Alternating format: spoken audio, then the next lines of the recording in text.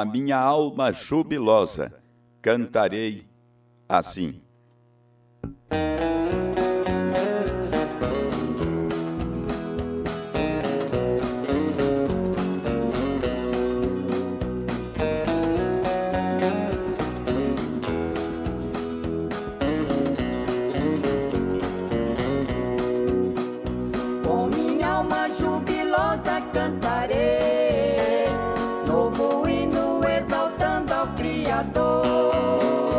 Pois me fez conhecedor da sua lei, pela graça de Jesus, meu Salvador.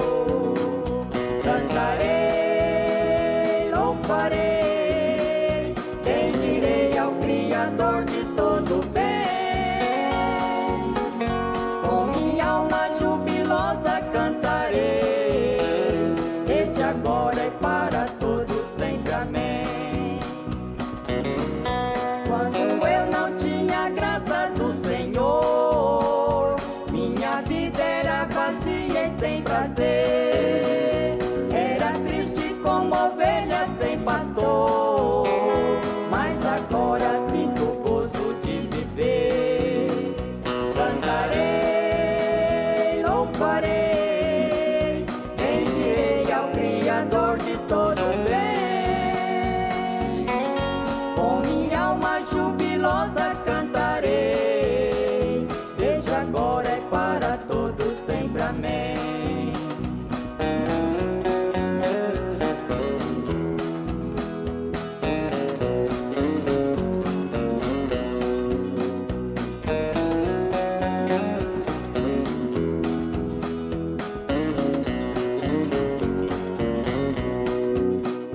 Muita gente não compreende porque eu tenho em mim esta sublime inspiração. Simplesmente é porque não conheceu o prazer de ter Jesus no coração. Cantarei, louvarei, bendirei ao Criador de todo bem.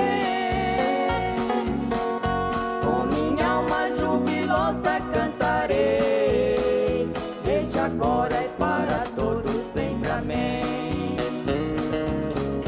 Desde agora e para todos sempre, amém.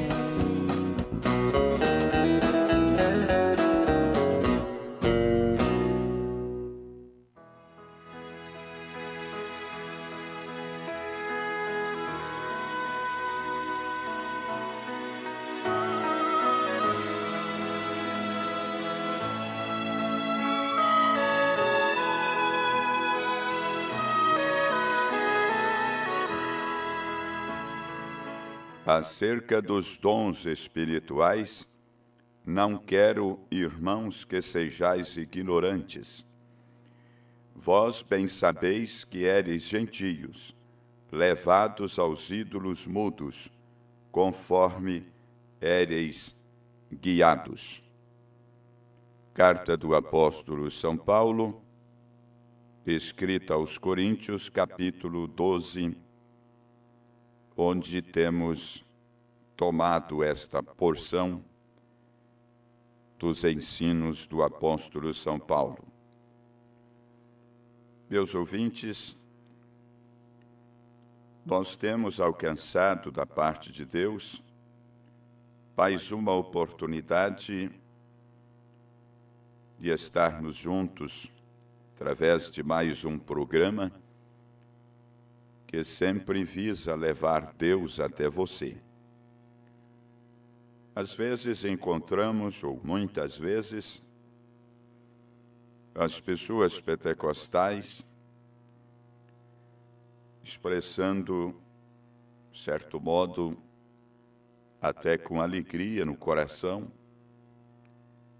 porém tendo uma aplicação errada a respeito de falar em línguas, ou qualquer destas manifestações que o Espírito dá a cada um para aquilo que for útil. Às vezes encontramos boas pessoas que dizem, olha, eu falei em línguas, eu gritei, eu fiz isto. Mas eu quero que você observe determinadas coisas que são verdades e quando anunciadas, faladas, pregadas, muitas vezes causa nestas pessoas um certo mal-estar. Vejam isto. Se você ainda tem aquele tipo de espírito e nega a palavra de Deus, você não tem a palavra de Deus em você. Você não tem o Espírito. Se você assentar e ouvir a verdade ser pregada, e olhar na Bíblia e ver que isto é a verdade, e então recusar a fazer isto, este não é o Espírito de Deus. Não importa o quanto você falou em línguas, o quanto você gritou, a quantas igrejas você pertence ou já pertenceu, o quantas vezes você foi batizado, ou nada mais. A palavra é a verdade. É isto que vindica a verdade. Se você tem todas estas outras verdades, então, com a palavra, amém. Então você sabe que está indo para casa. Como pode o próprio Deus que escreveu a Bíblia voltar e substituir por algo sua palavra?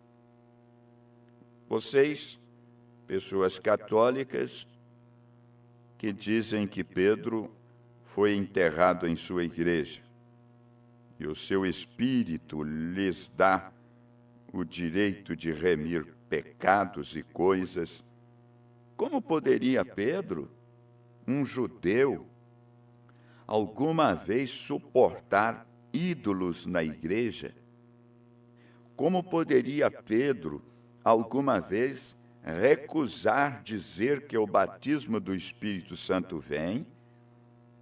E ele falou em línguas, todas aquelas coisas poderosas que ele fez, e voltar e dizer para tomar esta hóstia, e vocês tomam, crendo que é o corpo de Cristo, e que Deus está naquele bolinho. Você já imaginou Pedro diante disso?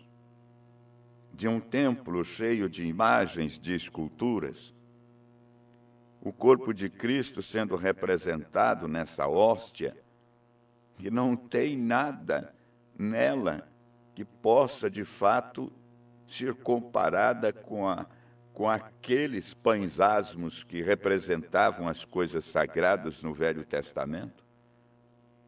Você acha que Pedro estaria parado diante disso, sem uma reprovação dura? Mas ele fez em seu tempo. Então você observou isso? É ignorância espiritual. Agora, e vocês, protestantes? A mesma coisa. Vocês saem e estreitam as mãos do pregador e dizem assim, ó, eu aceito a Jesus como meu salvador pessoal. E voltam e vivem qualquer tipo de vida disto e neguem as coisas de Deus reveladas para esse dia e seguem em frente vivendo com o mundo. É ou não é outra torre de Babel? Quando você reúne para anunciar a morte do Senhor Jesus e toma um pedacinho de um pão fermentado, ou doce, ou salgado, de alguma forma. Você já imaginou Pedro parado diante de uma coisa como esta? Você toma essa água açucarada, esse suco de uva açucarado, não tem nada de álcool nisso, que possa representar um vinho. Quando o apóstolo São Paulo, você lê isto nas Escrituras, na sua carta aos Coríntios, no capítulo 11, quando ele ensinou os coríntios a celebrarem a ceia, e como eles fizeram de uma forma desordenada, e ele foi lá e corrigiu, e não substituiu aqueles elementos. Ele não substituiu o vinho por uma água açucarada para evitar embriagar, não. Ele soube que uns beberam demais e se embriagaram, mas ele não substituiu o vinho por suco de uva, esta água açucarada. Paulo não fez isso. Por que vocês fizeram? E ainda insiste nisto. O apóstolo São Paulo corrigiu e disse, não é para fazer dessa forma. Teve pessoas que comeu o pão e não bebeu do vinho, ou o outro bebeu mais o vinho e não comeu o pão. Ele simplesmente colocou aquilo em ordem, porque aquilo tinha que permanecer sendo aqueles elementos, vinho, pão asmo. Então vocês, como protestantes, que pensam estar numa linha mais certa do que os católicos, olha o que vocês fizeram com a comunhão, com os elementos que representam o corpo e o sangue do Senhor. É ou não é outra Torre de Babel? Tem sido, não tem? Estamos chegando ao fim agora, ouvintes. As verdades de Deus têm que chegar todas, completa, tal como a Escritura prometeu para o tempo do fim. Observe, Deus enviou o Espírito Santo, e o Espírito Santo é Deus, Ele mesmo, não é? Ele não é uma terceira pessoa, como vocês ensinaram, ensinam e continuam defendendo essa ideia. Ele não é uma terceira pessoa, Ele é o mesmo Deus. Ele é o que fará a unidade entre Deus e o homem. Você tem observado isto? Ou isto tem sido novidade para você? Vamos descobrir. Agora, eu quero a sua total atenção a esta mensagem, a este programa. Observe, o homem, sob os planos do diabo, ele tem tentado dominar a igreja na unidade. Eles têm tentado educar a igreja na unidade, você sabe disto, através da educação, através da denominação. Eles estão tentando agora mesmo, o Concílio Mundial de Igrejas, estão indo tentar trazer todos, católicos e protestantes, juntos e fazê-los um.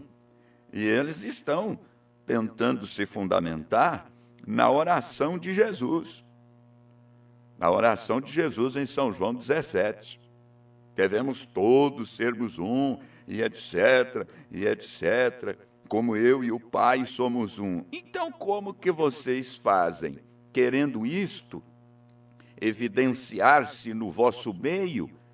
Ele disse que é para ser um, como ele é um com o Pai. Agora vocês dizem que ele é uma segunda pessoa, o Espírito Santo uma terceira pessoa. Então não tem nada enquadrado nessa oração de Jesus no vosso meio. Enquanto tiver qualquer coisa contrária à palavra do Senhor Jesus Cristo, você não está em Cristo. Agora, vocês vejam bem, querem colocar todos juntos, cada um com sua doutrina, com seu credo e etc. O que é isto? É ou não é um plano do diabo? Claro que é. Você diz, olha, você é bastante pequeno para dizer isto. O que você pode representar para a sociedade evangélica, para o mundo religioso e etc.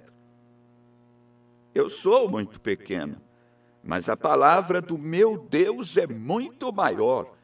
Eu vou lhe dizer isto: céus e a terra passarão, mas isto não. Não é ele quem diz isto, é ele quem? Ele quem disse isto primeiro. Eu estou simplesmente dizendo o que ele disse. Estou confessando sua palavra. Não estou falando de mim mesmo. Agora você veja como estão as coisas religiosas por aí afora. Está sob o diabo. está provado na palavra, aqui mesmo, diante de vossos ouvidos neste momento, diante de você, que isto é do diabo. Qualquer destas organizações é.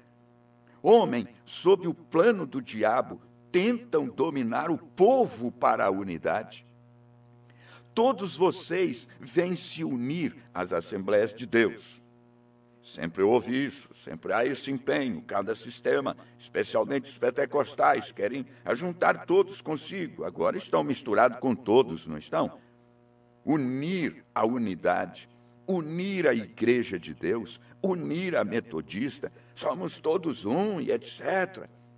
Vocês, grupos de hipócritas, tendo forma de piedade, negando o poder de sua eficácia, e a palavra de Deus estremecida diante de você, e você tem medo de atacá-la. Por que não se mostra, então, se você está com Deus? Por que você não faz as obras de Deus?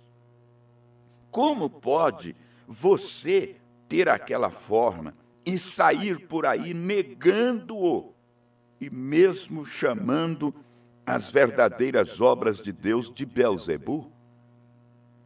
Isto mostra, vocês, membros de igreja, educados. Jesus disse, tendes por pai o diabo. Não foi o que ele disse para as denominações de seu dia? Os fariseus, saduceus, herodianos, essênios, etc. Eu tenho certeza que você compreendeu o que eu quis dizer. Não deixe o diabo torcer isso em sua mente mais, não. Certamente. Por que alguém não ataca isto? Por que a igreja do Deus vivo não toma a frente, já que vocês dizem que é esta igreja e não falam estas verdades? Você sabe que Deus está atrás disso? Deus moverá com a sua palavra. O homem faz aquilo, constrói outra torre de Babel. O que ele faz? Eles tentam mostrar. Olhe neste Concílio Mundial de Igrejas agora. Olhe. Os anglicanos, a católica, a romana, a metodista, a presbiteriana, a pentecostal, todos eles unidos juntos, a ciência cristã também, e muitos dos cultos que até mesmo negam o nascimento virginal, negam a deidade de Jesus, fazem dele 3 pessoas, tentam adorar 3 deuses, negam o nascimento virginal, alguns negam o sangue, até aí já chegaram, negaram o sangue nessa era, nesse dia, dizendo que já passou, que ele já saiu do trono e que não há sangue mais no propiciatório e etc. Onde é que estão com a cabeça? Alguns negam os milagres, aproximadamente, quase todos eles negam. Então, tentar unir tal coisa, como poderá você fazer isto? É uma torre feita por homens. Ela cairá como caiu a de Babel. Mas Deus disse, ouvintes, não por força, nem por violência, mas pelo meu espírito, disse o Senhor. Isto é como uno minha igreja. É como eu uno minha igreja. Não por organização, não por educação, não por teólogos, mas pelo meu espírito, diz o Senhor, eu ajuntarei minhas ovelhas. Isso é o que Jesus tem afirmado. Quando ele o faz, o que acontece? E seus sinais serão testemunhas do mesmo. Isto é como Israel, ouvintes, podia dizer antes deles se misturarem com Moabe. E depois que misturaram, tiveram que sofrer as consequências. Havia lá uma coluna de fogo sobre eles, sim, Senhor. O que ele fará? Ele será testemunha, o mesmo tipo de testemunha. Mas depois que eles se desassociaram de Deus, separaram a unidade deles de Deus e ficaram com Moabe e os seus, toda a vitória fracassou. Eles ficaram no deserto por mais de 40 anos, até que Deus levantou outro grupo para ir e completar o seu plano. Isso é exatamente o que eles fizeram. Agora vejam, mas quando Deus traz uma igreja junto com o seu Espírito, eles terão seus sinais do Deus vivo no meio deles. Que espécie de sinais? Quando Deus separou Israel do Egito, Deus deu a Moisés e Israel um sinal da coluna de fogo. É isso correto ou não? Um profeta, um mensageiro, um enviado, vindicado servo de Deus. Quando ele separou Abraão de Ló também, havia um anjo que chegou para ele lá, que podia discernir os pensamentos e as intenções do coração lá na tenda de Abraão, diante de Abraão e Sara. Agora, estas denominações que foram tomadas nesta igreja, tentando fazer uma unidade, como no Egito, como lá no Éden também, e assim por diante, sob a grande influência que estão. Vejam bem. Mas veja, eu quero te perguntar algo. Quando Deus separou Israel, ele lhes deu um sinal sobrenatural, uma coluna de fogo. Ele lhes deu um profeta. O que ele fez para Abraão, o que ele fez cada vez, mostre-me um profeta apontado por Deus no meio deles. Ele estabeleceu a sua igreja de apóstolos e profetas, ensinadores e evangelistas. Aleluia, graças a Deus por isso. Aí está você, uma igreja, outra vez, como ele chamou Israel para fora, lhes disse que voltaria a isso, sim, Senhor. Nenhum profeta apontado por Deus no meio deles. Não, Senhor, os moabitas não tinham isso. Os credos de hoje, as organizações de hoje não têm. Vejam lá como eles estavam com Israel e os seus. O que é isto? É uma torre do diabo outra vez agora. Porque se não tem a palavra absoluta de Deus, da forma que ele prometeu, quando ele disse por meio de Amós, não faria coisa alguma sem que primeiro revelasse os seus segredos aos seus servos, os profetas. Agora, meus ouvintes, a vinda é tão eminente, a segunda vinda de Jesus. Ele está juntando seus eleitos. Eu creio nisto. Eles virão do leste, do oeste, onde estiver o corpo, as águias se ajuntarão, disse Jesus. Que coisa! O que é isto? Ele tem a sua unidade, a sua verdadeira unidade, mostrando a si mesmo no meio deles, fora de cada denominação, trazendo seu eleito de todos os tipos de igrejas, tirando-os de cada uma delas, de todas as partes, trazendo seus filhos, estando bem na linha com a sua palavra. O quê? Você observou? Agora, meus ouvintes, a vinda do Senhor Jesus está tão iminente, a vinda do juízo. Ele está juntando seus eleitos na unidade consigo mesmo, com o mesmo tipo de ministério que ele tinha. Vocês sabem como nós estamos certos disto.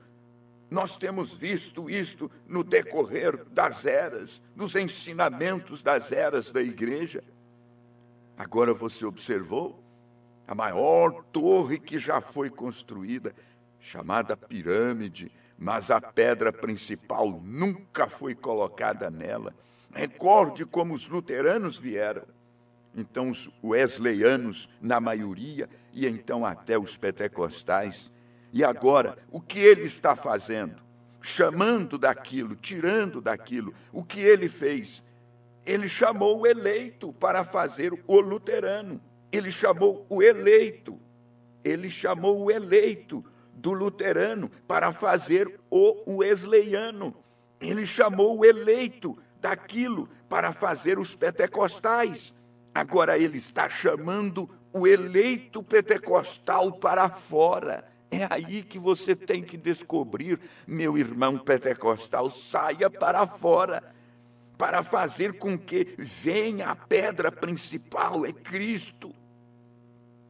Um mesmo tipo de ministério chegando, chamando seus filhos para fora das denominações e de todos os caminhos da vida. O que tem feito ele?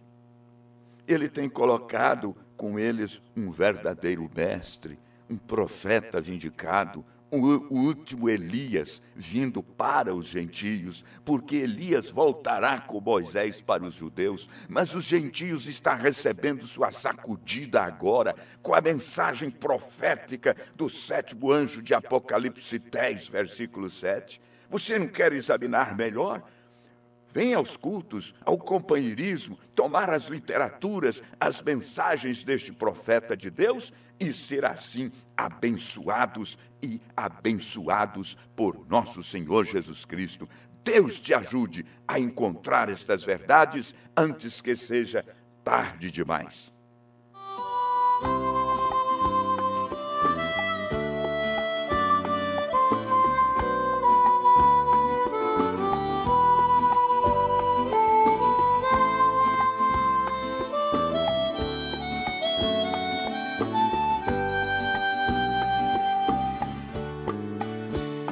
Minha vida foi uma procura, com a alma cheia de agrura, eu chorava tanto.